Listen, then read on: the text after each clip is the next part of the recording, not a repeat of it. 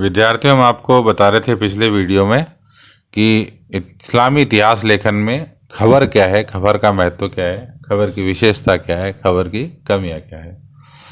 आज के वीडियो में हम आपको बताएंगे कि इस्लामी इतिहास लेखन जो है उसमें जो विशेषता आती है, दूसरी जो पद्धति है उसकी कालक्रम के अनुसार कालक्रमानुक्ता। तो ये क्या थी? ये इस जो इस्लामी इतिहास लेखन की दूसरी जो है मूलभूत पद्धति थी, और इस पद्धति के अंतर्गत जो है घटनाओं का वर्णन जो है वर्षों के क्रम में किया जाता था।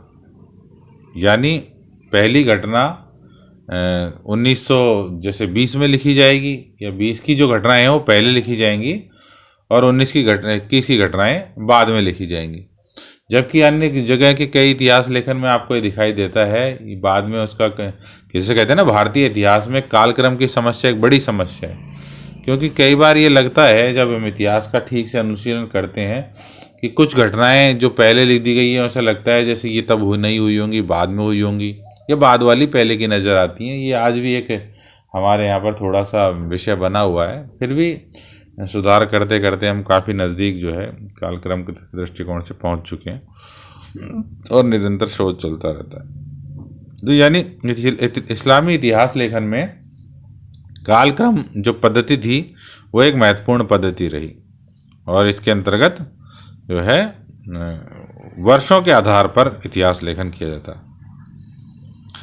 इस पद्धति का जो एक तरह से विकास जिस इतिहासकार के समय में हुआ, खास तौर पर उसका नाम है अल-तबरी। अल-तबरी जिन्होंने एक किताब लिखी तारीख अल रसूल वल मुलुक, तारीख अल रसूल वल मुलुक। इसमें इन्होंने इस तरह का जो है लगभग ये जो है आपके 9वीं 10वीं शताब्दी के आसपास की बात है, तब इन्होंने ऐसा लिखा। इस शैली का जो इतिहास लेखन है उस पर यूनानी और सीरिया का जो इतिहास लेखन का प्रभाव माना जाता है, या कार्य माना जा सकता है। मूल रूप से यह शैली जो है तथ्यों से संबंधित रही, जो समकालीन स्रोत थे, यानी समकालीन स्रोत थे, उनके आधार पर इसमें जो है इतिहास का लेखन किया गया, इतिहास को लेखबद्ध किया गया। इसमें ये कमी कह सकते हो कि इतिहास कार ने जो लिख दिया एक बार समय के अनुसार, उसमें ज़्यादा जो है सुधार करने की गुंजाइश इसमें नहीं थी।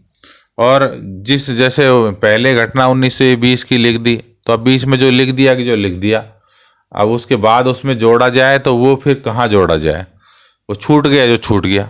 ये भी एक समस्या थी। जैसे मैं आपको बता रहा था भारतीय इतिहास लेखन में अगर कालक्रम का है तो जो भी इतिहास आता है वो एक बार लिख दिया गया आगे पीछे, उसको कालक्रम के अनुसार बाद में जोड़ा भी जा सकता है। हालांकि आज के दृष्टिकोण में तो हमारे पास समय की एक एक सेकंड और उसकी गणना है, तो आज अगर हम इतिहास को आगे पीछे भी लिखते हैं तो उसको हम सेट कर सकते हैं। लेकिन उस समय समय की गणना इतनी वैज्ञानिक नहीं थी जितनी कि आज है। तो उन परिस्थितियों में ये था कि जो जहाँ लिख दिया गया एक बार उसको चेंज करने बड़ा मुश्किल था। तो यानी इसमें एक ये समस्या आती थी कि इसमें सुधार करना, इसमें विस्तार करना जो है बड़ा मुश्किल था। इस पद्धति के अंतर्गत जो लिखी गई कृतियों में सर्वाधिक महत्वपूर्ण भाग होता था वो समकालीन खंडों का होता था। यानी उस समय जो समकालीन खंड उस समय लिखे जाते थे, साथ साथ भाई जैसे पिछला जो कुछ लिखा गया है वो साथ में उसके अनुसार जो वर्ष चल रहा है, जिस समय इतिहासकार लिख रहा है उस समय जो उसने लिखा है वो इम्पोर्टेंट है। क्योंकि ये माना गया कि जैसे हम आज अकबर का इतिहास लिखते हैं, तो अकबर का इतिहास लिखते लिखते अगर हम वर्तमान का भी इतिहास उसमें जोड़ देते हैं अकबर के इतिहास से शुरू करके, तो इम्पोर्टेंस किसकी होगी? आने वाले समय में लोग ये करेंगे कि जैसे मैं कोई इतिहास लिखता हूँ तो मेरा समय जैसे ये है 2020, तो 2020 में मैं स्वयं उपस्थित हूँ और उपस्थित होकर उस इतिहास लेखन का काम कर रहा हूँ। जबकि अकबर का इतिहास भी मैं लिख रहा हूँ, लेकिन अकबर मुझसे 500 साल पहले की घटना है, तो 500 साल पहले का इतिहास को मैं किसी साहित्य की या प्रमाणिक ग्रंथों के आधार पर ही लिख रहा हूँ, लेकिन मैं उपलब्ध नहीं हूँ। तो ये एक समस्या जो है दिखती है, और विश्वास उसी पे किया जाता है जहाँ आप उपस्थित हो, जिस कालखंड में आप उपस्थित हो। तो इस तरह से समकालीन जो कालखंड होता था उसी को इम्पोर्टेंस मिलती थी। 11वीं शताब्दी के एक इतिहासकार हुए हैं अबू अली इब्न बन्ना, उसकी डायरी में भी इस तरह की शैली मिलती है।